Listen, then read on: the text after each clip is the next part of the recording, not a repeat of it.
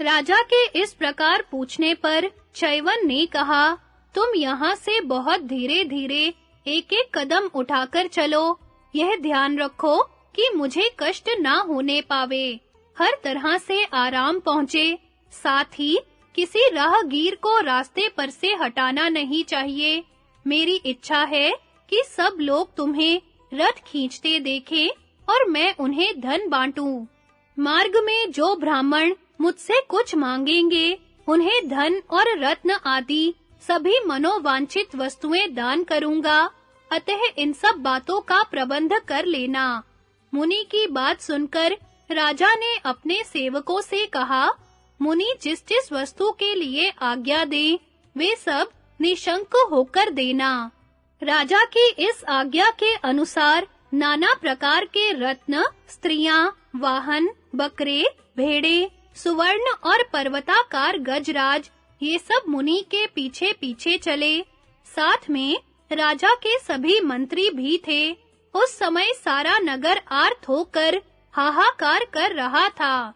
इतने ही में मुनि ने सहसा चाबुक उठाया और उसकी तीखी नोक से राजा और रानी की पीठ तथा कमर में प्रहार किया।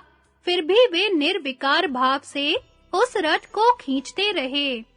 50 रात तक उपवास करने के कारण वे अत्यंत दुर्बल हो गए थे। उनका सारा शरीर कांप रहा था। तथापि वे वीर दंपत्ति किसी तरह साहस करके उस रथ का बोझ ढो रहे थे। उनके शरीर पर चाबुक की मार से अनेकों घाव हो गए थे और उनसे खून की धारा बह रही थी। खून से लथपथ होने के कारण वे खिले हुए पलाश के वृक्षों की भांति दिखाई देते थे।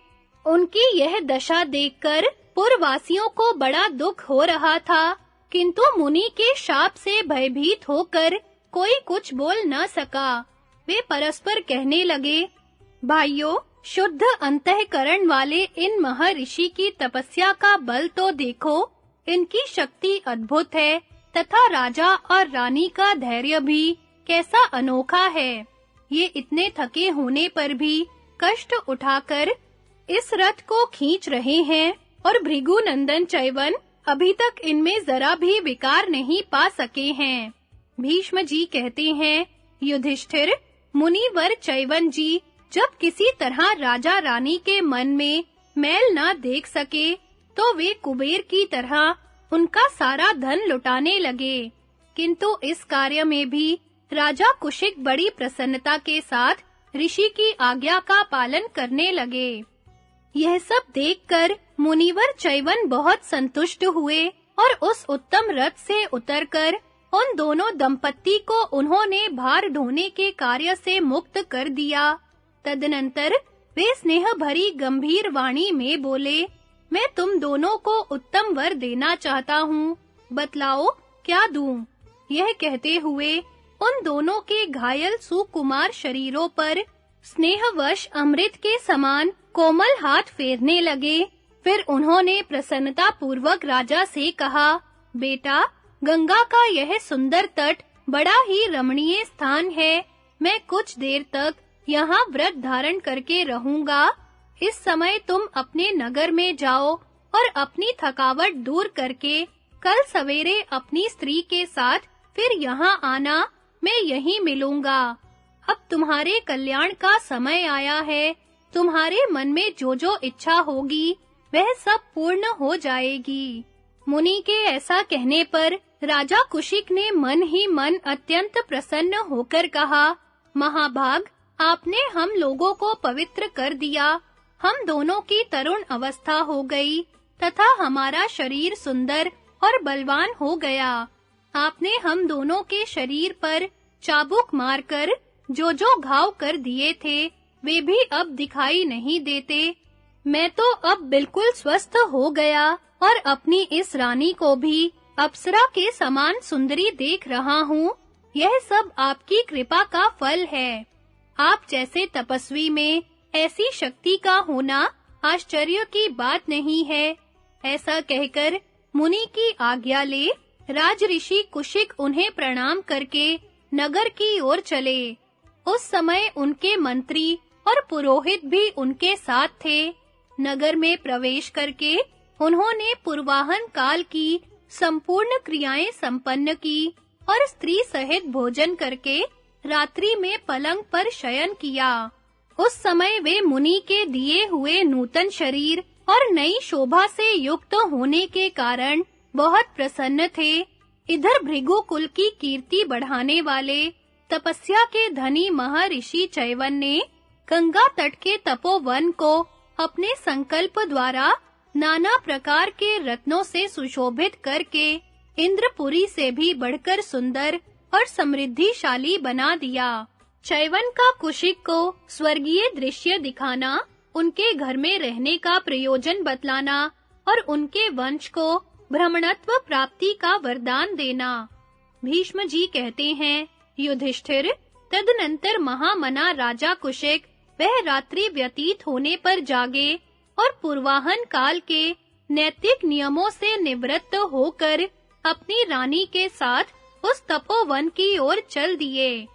वहां पहुंचकर उन्होंने एक सुंदर महल देखा जो नीचे से ऊपर तक सोने का बना हुआ था। उसमें मणियों के हजारों खंबे लगे हुए थे और वह अपनी शोभा से गंधर्व नगर को मात कर रहा था। राजा ने वहां और भी बहुत से दिव्य पदार्थ देखे।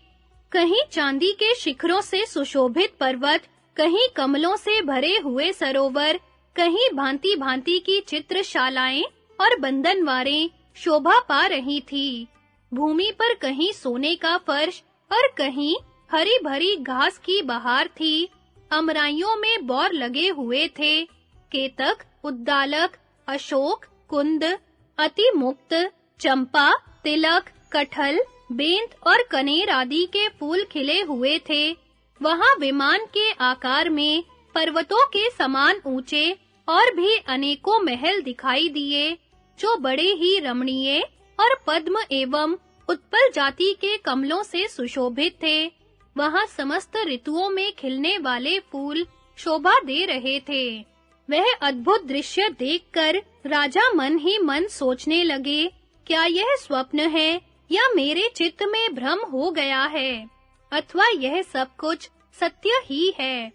अहो, इसी शरीर से मुझे परम गति की प्राप्ति हो गई या मैं उत्तर कुरु अथवा अमरावती में आ पहुंचा। यह महान आश्चर्य की बात जो मुझे दिखाई दे रही है, क्या है? राजा इस प्रकार सोच ही रहे थे कि उनकी दृष्टि भृगुनंदन चैवन मुनि पर पड़ी, जो मणिमय स्तंभों से युक्त एक सुवर्णमय विमान के भीतर बहुमूल्य एवं दिव्य पलंग पर सो रहे थे। उन्हें देखकर राजा कुशिक को बड़ी प्रसन्नता हुई और वे अपनी रानी के साथ उनके निकट गए। इतने में ही चैवन ऋषि उस पलंग सहित अंतर्धान हो गए। फिर एक ही क्षण में वह सुंदर वन और वहां की सारी सजावट विलीन हो गई। तब राजा उन्हें ढूंढते-ढूंढते दूसरे वन में गए। वहां जाकर उन्होंने महाव्रतधारी चैवन मुनि को कुश की चटाई पर बैठकर जप करते देखा।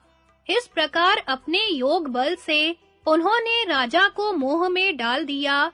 तब राजा कुशिक यह अत्यंत अद्भुत घटना देखकर पत्नी सहित बड़े आश्चर्य में पड़े और हर्ष में भरकर अपनी स्त्री से कहने लगे, कल्याणी, हमने भृगु कुल तिलक चैवन मुनि की कृपा से कैसे विचित्र और परम दुर्लभ पदार्थ देखे हैं।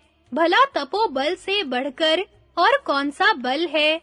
जिस बात की मन के द्वारा कल्पना मात्र की जाती है, वह तपस्या से साक्षात सुलभ हो जाती है।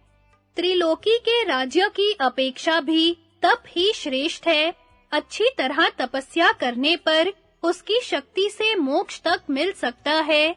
इन ब्रह्म ऋषि महात्मा चैवन का प्रभाव अद्भुत है। ये इच्छा करते ही दूसरे लोकों की सृष्टि कर सकते हैं। इस पृथ्वी पर ब्राह्मण ही पवित्र वाक, पवित्र बुद्धि और पवित्र कर्म वाले होते हैं। महर्षि चैवन के सिवा दूसरा कौन है जो इतना महान कार्य कर सके?